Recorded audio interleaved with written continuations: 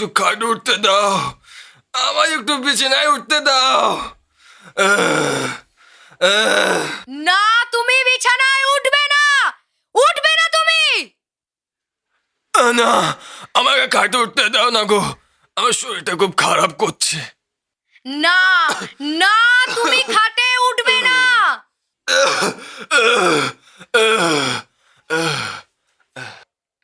কি হলো, কি হলো, কি হলো গো, কি হলো?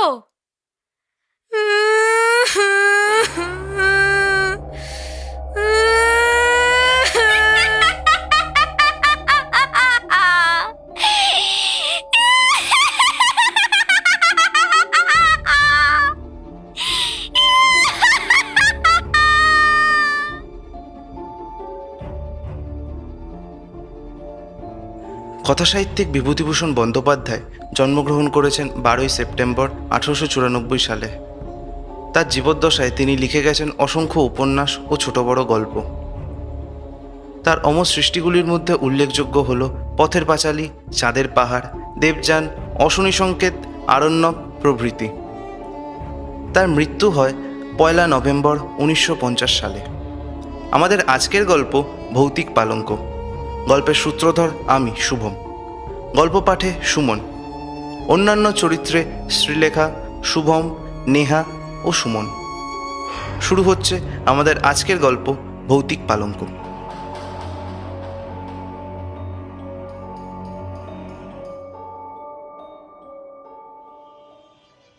অনেকদিন পর সতীশের সঙ্গে দেখা হলো। বেচারা হন্তদন্ত হয়ে ভিড় ঠেলে বিকেলবেলা বেন্টিং স্ট্রিটের বাঁদিকের ফুটপাত ধরে উত্তর মুখে চলছিল। সমস্ত আপিসের সবেমাত্র ছুটি হয়েছে। শীতকাল, আধা অন্ধকার আধা আলোয় পথ ছেয়েছিল। ক্লান্ত দেহে ছ্যাঁকড়া গাড়ির মতো ধীরে ধীরে পথ ভেদ করে চলছিলাম। সহসা সতীশের জামাটা চেপে ধরে চিৎকার করে উঠলাম, আরে সতীশ যে! সতীশ সবিস্ময়ে আমার পানে চেয়ে বলে উঠল, খগেন, আরে বাই গড, আমি তোমাকেই খুঁজছিলাম। তার প্রমাণ আমাকে ধাক্কা দিয়ে তুমি চলেই গেছিলে আর একটু হলে বাবু। ভাগ্যিস তোমাকে ডাকলাম। সরি গো, এখন একটু বিশেষ ব্যস্ত আছি। তা তো বুঝতেই পারছি। তা কোথায় চলেছো শুনি? আরে ভাই, তোমাকে আমার সঙ্গে একটু যেতে হবে গো। বেশি দূর নয়, এই তো চলো না, যাওয়ার পথে সব বলছি। কি আশ্চর্য! দেখো ভাই, না বললে কিন্তু শুনবো না। জোর করে হলেও নিয়ে যাব তোমায়। ছোটবেলা থেকেই সতীশকে চিনি। কথা অনুযায়ী সে কাজ করে, আর শরীরে কিছু বল থাকায় প্রায় ক্ষেত্রেই সে বল প্রয়োগ করে স্বার্থ সিদ্ধি করতে কিন্তু একেবারেই ভোলে না। অগত্যা তার সঙ্গে যেতেই হলো। তার গন্তব্যস্থান খুব নিকটেই ছিল এবং সে তার উদ্দেশ্য খুব সংক্ষেপেই ব্যক্ত করল। সেদিন সকালে খবরের কাগজে বেচাকেনার কলমে একটি বিজ্ঞাপন ছিল। সতীশ তার পকেট থেকে বিজ্ঞাপনটা বার করে বলল, পড়ো এটা। একটি অতি আধুনিক এবং রহস্যজনক চীনদেশীয় খাট অধিক মূল্যদাতাকে বিক্রি করা হবে। জগতে ইহা অদ্বিতীয়, সুযোগ হারালে অনুশোচনা করতে হবে। এটি 2/3 স্ট্রিট। বুঝলাম। তা রহস্যজনক শব্দটার মানে কি? আরে ওইটাই তো আমায় ভাবিয়ে তুলছে। কোনো হদিশ করে উঠতে পারছি না জানো। সতীশ চলছিল রাস্তায় নাম দেখতে দেখতে। হঠাৎ সে লাফিয়ে উঠল, হ্যাঁ, এই তো পেয়েছি পেয়েছি, আরে এই গলিটাই। সন্ধে স্তিমিত আলোকে সে গলির পানে তাকিয়ে আমার সারা শরীর কেন জানি না এক প্রকার শিহরণ জাগল। চীনা পল্লী, চীনা আবহাওয়ার রহস্যজনক খাট। সতীশের হাতটা ধরে বললাম, খাটে কাজ নেই ভাই, চলো ফিরে যাই, আমাদের বাঙালি খাট বেঁচে থাকুক। সতীশ প্রবল বেগে এক ঝাঁকানি দিয়ে উঠল, বলল, দূর ভীতু কোথাকার, এতটা এগিয়ে এসে কখনো ফিরে যাওয়া যায় নাকি? গলির মোড়ে ডান পাশে এক নিম গাছ ভূতের মতো মাথা উঁচু করে দাঁড়িয়েছিল। ওদিকে ডাস্টবিনের মধ্যে থেকে যত সব অখাদ্য কুখাদ্যের উৎকট গন্ধ ভেসে আসছিল। অন্নপ্রাশনের ভাত যেন ঠিকরে বের হয়ে আসতে চাইল অসহ্য যন্ত্রণায়। নাকে রুমাল চাপা দিয়ে কোনো মতে পথ চলতে লাগলাম। এক একটা দমকা বাতাস বিভ্রান্ত হয়ে আচমকা দক্ষিণ দিক থেকে ভেসে এসে আমাদের শরীরে যেন আছাড় খেয়ে পড়ল। মাথার ওপর থেকে কয়েকটা বাদুড় ডানার শব্দ করতে করতে উড়ে গেল। দুটো অভিভাবকহীন কুকুর এই অনধিকার প্রবেশকারীদের পানে চেয়ে বিশ্রী সুরে অভিযোগ করতে লাগলো। পথে আর জনমানবের চিহ্ন পর্যন্ত ছিল না। পাশে একটা চীনা ডাক্তারের বহু পুরনো সাইনবোর্ড, তার উপরকার নরকঙ্কালের ছবিটা প্রায় জীর্ণপ্রায়। কোথা থেকে একটা পিয়ানোর অস্পষ্ট সুর ভেসে আসছিল। শীঘ্রই আমরা নির্দিষ্ট গৃহে এসে পৌঁছলাম। অমন বাড়ি আমি আর জীবনে দেখিনি।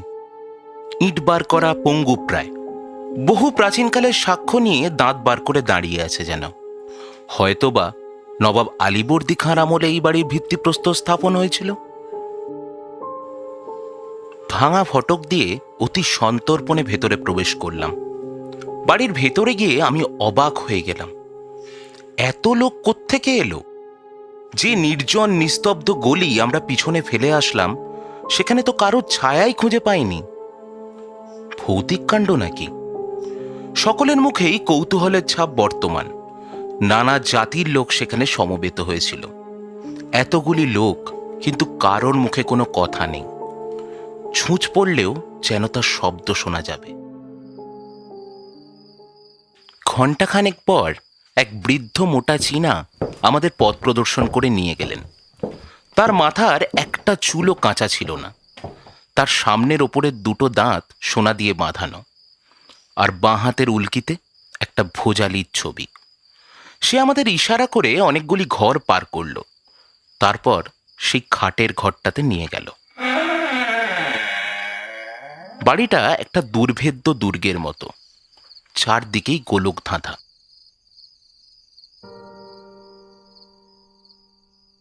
হ্যাঁ, খাট বটে। এমন খাট আমি জীবনে আর দ্বিতীয়টি দেখিনি। খাট আমি অনেক দেখেছি, কিন্তু ঠিক এই রকম আশ্চর্য চীনা খাট সেই প্রথম এবং শেষ দেখলাম। তার অপূর্ব ভাস্কর্য, অপূর্ব কারুকার্য। একপাশে ভগবান বুদ্ধের ধ্যান গম্ভীর প্রশান্ত মূর্তি। আয়তনে কিন্তু খাটটা বিশেষ বড় নয়। দুটো মানুষ বেশ আরামেই শুতে পারবে। আবার আশ্চর্য, সেই খাটটা বাড়িয়ে 10 জনেরও জায়গা করা যায়। চমকে গেলাম দেখে। সকলের সঙ্গে দর কষাকষি হতে লাগলো। ওই সামান্য একটা কাঠের খাটের প্রতি সকলেরই মন আকৃষ্ট হয়েছিল। কিনবার জন্য সকলের কি ব্যাকুলতা! দাম হু হু করে বাড়তে লাগলো। শেষে সতীশের ভাগ্যেই খাটটা জুটল 1500 টাকায়। সেই খাট নিয়ে বাড়ি ফিরতে সতীশের প্রায় 10টা বাজল। যে দেখল সেই বলল, চমৎকার। সতীশের বাড়ি থেকেই খাওয়া দাওয়া করে আমি বাড়ি গেলাম। সতীশ বলল, তবে ভাই, আবার এসো কিন্তু, নেমন্তন্ন রইল। তথাস্তু বলে চলে এলাম। আমি যাবার আগেই পরের দিন সকালে সতীশ এসে হাজির। উস্কো খুস্কো চুল, মুখ শুকনো, চোখ দুটো জবা ফুলের মতো লাল। দুর্ভাবনায় দুশ্চিন্তায় যেন সারা রাত ঘুম হয়নি ওর। আমি সবিস্ময়ে প্রশ্ন করলাম, আরে ব্যাপার কি গো? বিপদ, ভীষণ বিপদ। সতীশের গলা দিয়ে স্বর বের হচ্ছিল না। কিসের বিপদ? সেই খাট। একটা যে কিছু হবে তা আমি আগে থেকেই বুঝতে পেরেছিলাম। কেউ কখনো খাল কেটে কুমির নিয়ে আসে? হাজার হোক ওটা একটা রহস্যজনক খাট। পূর্বরাত্রের ঘটনা সতীশ সবিস্তারে বর্ণনা করল। সারা রাত্রি সে ঘুমোতে পারেনি। ওই খাটের ওপরে সে শুয়েছিল। হঠাৎ মধ্যরাত্রে তার মনে হলো কে যেন খাটটা নাড়াচ্ছে। উঠে সুইচ টিপে আলো জ্বেলে দেখল, না, খাট তো ঠিকই আছে।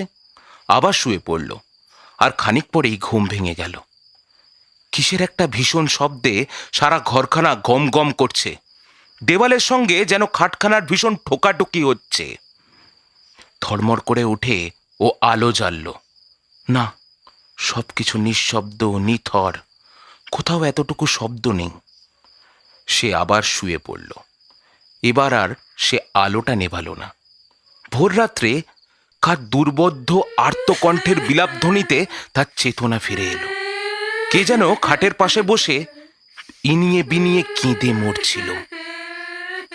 আমি বলেছিলাম তোমাকে প্রথমেই, ও খাট কিনে কাজ নেই, যেমন তোমার রোগ, এইবার বোঝো। দেখো খগেন, তোমায় হয়তো বুঝিয়ে বলতে পারবো না ব্যাপারটা। ওই হতভাগা খাটটার ওপর কি যে বলি, এটা কেমন মায়া লেগে গেছে আমার। আমি ওকে যেন ছাড়তে পারবো না কোনো মতেই। তবে মরো ওই খাট নিয়ে। আমি মানে আমি একটু সাহায্য চাই তোমার ভাই। আমার সাহায্য? হ্যাঁ হ্যাঁ ভাই, আজ তুমি আমাদের ওখানেই খাওয়া দাওয়া করবে। সারা রাত না ঘুমিয়ে আমরা ওই খাটটাকে পাহারা দেবো। দেখি দেখি ওর কোথায় গলদ। আর আমার আপিসটা কি হবে? পাগল একটা। আরে কাল যে রোববার।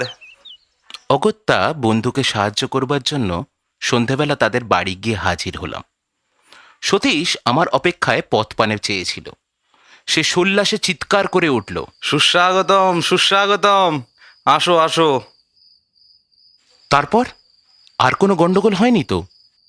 উহুম, দিনের বেলা তো কোনো গন্ডগোল হওয়ার কারণ নেই।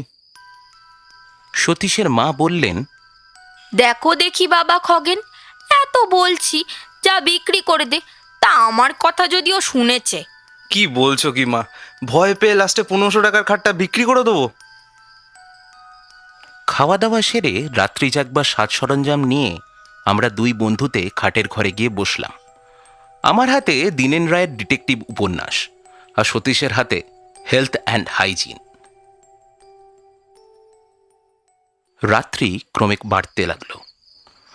ঠিক হলো, আগে সতীশ ঘুমোবে আর আমি জাগব, তারপর সতীশ জাগবে আর আমি ঘুমোবো। বইখানা খুলে আমি বসে রইলাম। পড়তে পারলাম না একটি অক্ষরও। এক দৃষ্টে চেয়ে রইলাম। চারদিকে কান খাড়া করে বসে রইলাম ভয়ে ভয়ে। এতটুকু শব্দ থেকে চমকে চমকে উঠছিলাম। ওই বুঝি অপদেবতা আমার গলাটা দিল টিপে। কাদের বাড়ির ঘড়িতে সুর করে 2টো বেজে গেল। হঠাৎ মনে হলো কে যেন বাইরের বারান্দায় চলে বেড়াচ্ছে। তার পদশব্দ বেশ স্পষ্ট হয়ে উঠল। আমার সারা শরীরে টোল দিয়ে উঠল, লোমগুলো খাড়া হয়ে উঠল। হঠাৎ সশব্দে খোলা জানলাটা বন্ধ হয়ে গেল। মুহূর্তে বোধ হলো আমি যেন শূন্যে উঠে গেছি। আমার জ্ঞান যেন লোপ পেয়ে গেছে। আমি মৃত না জীবিত তাও ঘোর সন্দেহের বিষয় হয়ে উঠল। আমি সভয়ে ডেকে উঠলাম, সতীশ সতীশ। সতীশ ধড়মড় করে উঠে বসল। ব্যাপার কি খগেন, কি হলো? ভয়ে ও বিস্ময়ে আমার মুখ দিয়ে কোনো কথা বেরুলো না। সতীশ আমার 2 কাঁধে নাড়া দিয়ে ডাকলো, খগেন খগেন। আমি আঙুল দিয়ে কপালের ঘাম মুছে বললাম, উফ, খুব ভয় পেয়ে গিয়েছিলাম গো। তা তো বুঝতেই পারছি। যাক, তোমায় আর জাগতে হবে না আজ। তুমি ঘুমাও, বরং আমি জেগে বসে আছি। না না, আমারও ঘুমিয়ে কাজ নেই। আর তাছাড়া ঘুমও আমার হবে না আদৌ। ভীতু কোথাকার। তারপর ভীতু আমি আর সতীশ দেওয়ালে হেলান দিয়ে বসে রইলাম। আমরা দুজনে নিঃশব্দে জেগে রইলাম। কেউই একটাও কথা কইলাম না। আমি খোলা জানলা দিয়ে বাইরের টুকরো আকাশের পানে এক দৃষ্টে তাকিয়ে রইলাম। অসংখ্য তারা মিটমিট করে জ্বলছিল। বোধ হলো তারা যেন আমাদের বিপদে ফিক ফিক করে হাসছে। আমি চুপটি করে বসে আছি। এমন সময় হঠাৎ ইলেকট্রিকের আলো দপ করে নিভে গেল। আমরা সমস্বরে বলে উঠলাম, কে কে কে কে ওখানে? বোধ হলো কে যেন সুইচ বন্ধ করে দিয়েছে। হঠাৎ এক উৎকট হাসিতে সারা ঘর ভরে উঠল। এমন হাসি আমি জীবনে কাউকে হাসতে দেখিনি। হাসি যেন আর শেষ হতে চায় না। সে কি বিকট শব্দ! বোধ হলো কে যেন দরজার কাছে হেসে খুন হচ্ছে। আমি শিউরে উঠলাম। সতীশ চট করে টর্চটা দরজার ওপর ফেলল। তাতে হিতে বিপরীত হলো। বোধ হলো কে যেন দরজার ঠিক বিপরীত দিকে জানলার ধারে বসে আর্তকণ্ঠে বিনিয়ে বিনিয়ে কেঁদে মরছে। তার কান্নার কোনো ভাষা আমি খুঁজে পেলাম না, কেবল একটা করুণ সুর সারা ঘরময় ঘুরে ঘুরে বেড়াতে লাগলো। তারপর সেই খাটের ওপরে গিয়ে বিলাপধ্বনি আর নড়ল না। তার কান্নায় যেন খাটটা ভিজে গেল। সেই অবদ্ধ ভাষার সকরুণ বিলাপধ্বনি এমন এক অজ্ঞাত বেদনার সঞ্চার করল, যার ফলে আমাদের সমস্ত শক্তি যেন ক্রমে ক্রমে লোপ পেতে লাগলো। মনে হলো কে যেন ক্লোরোফর্ম দিয়ে আমাদেরকে অজ্ঞান করে দিচ্ছে। আমরা যেন ধীরে ধীরে অচেতন হয়ে পড়ছি। সতীশের সাহসটা ছিল একটু বেশি, তাই সে খাটের ওপর টর্চ ফেলে গর্জে উঠল। কে কে ওখানে? কিছুই দেখা গেল না, কেউ সাড়া দিল না। সহসা সেই খাটখানা ঘরময় দাপাদাপি শুরু করে দিল। মনে হলো অগণিত নরকঙ্কাল যেন চারদিকে নৃত্য করছে। তাদের হাড়ের খটখট শব্দে কানের পর্দা ছিঁড়ে যাবার উপক্রম হলো। আমার বুকের ভেতরটা টনটন করতে লাগলো কিসের যেন বেদনায়। বোধ হলো হয়তো বুকখানা ভেঙে চুরমার হয়ে যাবে। একটু একটু করে আমার জ্ঞানটা হারিয়ে গেল। তারপর কোথা থেকে যে কি হয়ে গেল তা ঠিক বুঝতে পারলাম না। বোধ হলো আমি যেন অনেক দূরে এক চীনা বাড়ি গিয়ে হাজির হয়েছি। একটা ছোট ঘরে গভীর রাতে টিম টিম করে দ্বীপ জ্বলছিল। ঘরের মেঝের ওপর একটা লোক মুমূর্ষু অবস্থায় পড়ে রয়েছে। একটা ছেঁড়া মাদুরের ওপর তার সেই রোগ পাণ্ডুর মুখখানা দেখে বড় দয়া হলো আমার। রোগে ভুগে ভুগে বেচারা কঙ্কাল সার হয়ে গেছে। তার পাশে বসেছিল তার স্ত্রী হবে বলেই মনে হলো। চেহারা কিন্তু স্বামীর 4 গুণ। একটা মস্ত টুলের ওপর বসে সে ঢুলছিল। তার পাশেই আমাদের এই খাটটা দেখে আমি অবাক হয়ে গেলাম। 7 সমুদ্র 13 নদী পার করে এটাকে কে এখানে নিয়ে এলো? হঠাৎ স্ত্রীলোকটি বিকট একটা হাঁ করে হাই তুলল। তারপর দুটো সশব্দে তুড়ি দিয়ে একেবারে ঘরের চারদিকে চেয়ে দেখলাম তার স্বামী ইতিমধ্যেই উঠে খাটের দিকে এগিয়ে গেছে চুপি চুপি। চকিতে ক্রুদ্ধা বাঘিনীর মতো তার স্ত্রী তাকে জোর করে খাট থেকে নামিয়ে বিছানায় ফেলে দিল। সে ভীষণভাবে গর্জন করতে লাগলো, আর তার স্বামী ব্যাকুলভাবে অনুনয় করতে লাগলো ওই খাটের পানে অঙ্গুলি সংকেত করে। বোধ হলো লোকটা যেন খাটে উঠতে চায়, আর তার স্ত্রী কিছুতেই তাকে খাটে উঠতে দেবে না। উত্তেজনায় কাঁচতে কাঁচতে লোকটার মুখ দিয়ে এক ঝলক রক্ত বেরিয়ে এলো। আমি শিউরে উঠলাম। তারপর লোকটার মাথাটা বিছানায় লুটিয়ে পড়ল, আর সে উঠল না। তার স্ত্রী তার পাশে বসে বিনিয়ে বিনিয়ে কাঁদতে লাগল।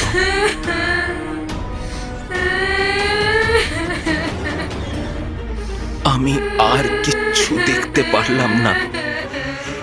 আমি এবার জ্ঞান হারালাম। যখন জ্ঞান ফিরল, দেখলাম ভোরের আলোয় চারদিক ভরে গেছে। দেখলাম সতীশের মা আমার চোখে মুখে জলের ছিটে দিচ্ছেন। তিনি আমার জ্ঞান ফিরে আসতে দেখে বললেন, খগেন, ও বাবা খগেন। আমি আমি কোথায়? নিচের ঘরে। আর সতীশ? সতীশের এখনো জ্ঞান হয়নি বাবা। তারপর শুনলাম রাত 4টে নাগাদ আমরা নাকি দুজনে সদর দরজায় এসে মাটিতে পড়ে গোঁ করতে থাকি। সতীশের মা বাইরে এসে এই অবস্থা দেখে চিৎকার করে কাঁদতে আরম্ভ করে দেন। প্রায় 3 ঘন্টা তদারক করার পর আমাদের জ্ঞান হয়। ডাক্তার এসে বলে গেছিলেন, ভয়ের কোনো কারণ নেই, একটা সাডেন শক। জ্ঞান হলে একটু ব্রোমাইড দিলেই ঠিক হয়ে যাবে। সতীশেরও জ্ঞান হতে সেও আমার মতো অবিকল উদ্ভট সুরে কথা বলে গেল। আমি বিস্ময়ে সকলের পানে তাকিয়ে রইলাম। সতীশের মা বললেন, আগে ওই সব্বনেশে খাট বিদায় কর বাবা। খাট বিক্রির একটা বিজ্ঞাপন দেওয়া হলো। পরের দিন বিকেলে অসংখ্য লোকে বাড়ি ছেয়ে গেল। শেষ পর্যন্ত খাটটা বিক্রি হলো। নগদ 2000 টাকায় খাটটা কিনে নিয়ে গেলেন একজন ইহুদি ভদ্রলোক। যাক, মাঝখান থেকে কিছু তো লাভ হলো। বিক্রি না হলে শেষ পর্যন্ত হয়তো ওটাকে বিলিয়েই দিতে হতো। তবে এখনো মাঝে মাঝে সেই রহস্যজনক খাটের কথা আমি ভাবি। এক একবার মনে হয় সেটা এখন কার কাছে আছে, খোঁজ করি। আর সেই অতৃপ্ত আত্মা, যাকে তার দুর্দান্ত স্ত্রী কোনো ক্রমেই ব্যাধির ভয়ে খাটের ওপর জীবিত অবস্থায় শুতে দেয়নি, সে কি আজ তৃপ্ত হয়েছে, না এখনো সেই ওই খাটের পেছনে প্রতি রাত্রে ঘুরে ঘুরে মরে, কাউকে ওর ওপর শুতে দেবে না বলে?